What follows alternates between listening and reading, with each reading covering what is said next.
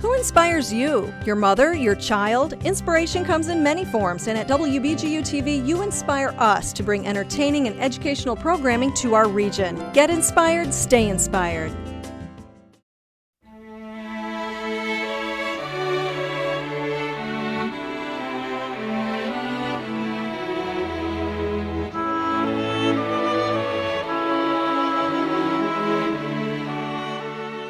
The Ohio Veterans Home is located at the southern border of Sandusky. It was opened November 19th, 1888, and has been in continuous use as a veterans home ever since.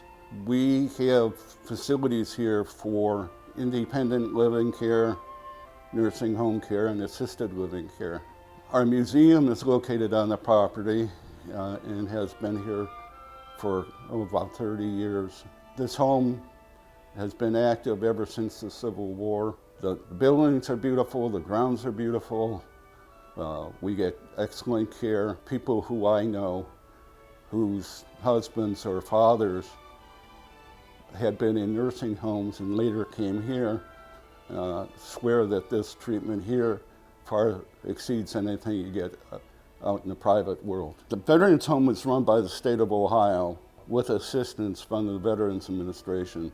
And the state owns all the property, and they pay for our expenses here. The idea of the museum started with some of the residents bringing memorabilia with them when they moved here. And they had it stored in a basement office. Eventually, in 1995, they renovated this building. And after that, they moved the museum over here.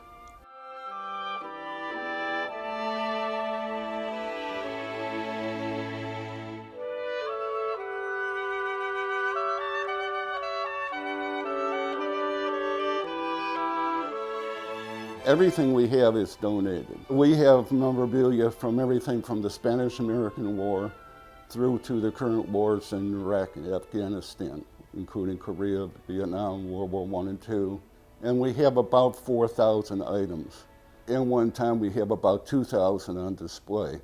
Our libraries combined total 3,600 books and cover all aspects of military history and military equipment, people, biographies, and things like that.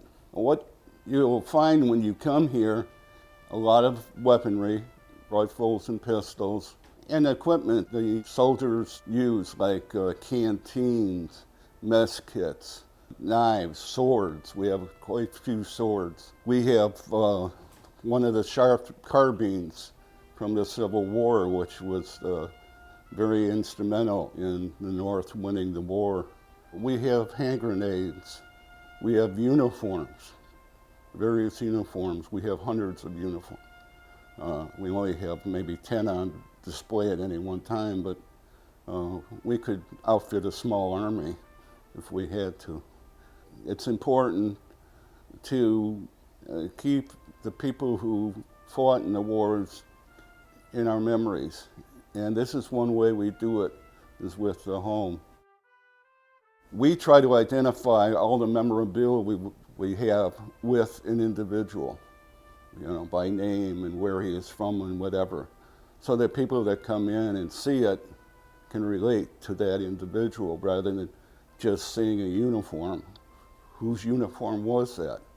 Where is he from? Where did he fight? Our visitors, oddly enough, we see a lot of people from out of town and not as many from in town. A lot of people didn't know that there was a museum here. We've had people from as far away as Poland, Africa, South America, Korea, Vietnam, China. We don't call it a war museum, although sometimes I see it in print. We think about it as a military history. And our purpose is to represent the men who were fought the wars and bring forward to the public what it was all about. We invite anybody to come out if you're at all interested. You can take a tour of the place. Those that have heard of us seem to gravitate here if they're interested in military history. And most of the people that come here, they are. And they'll spend time here looking at different things that relates to something they're interested in. Scenic Stops is brought to you by WBGU-TV. Support great local programming by giving now at wbgu.org/pledge.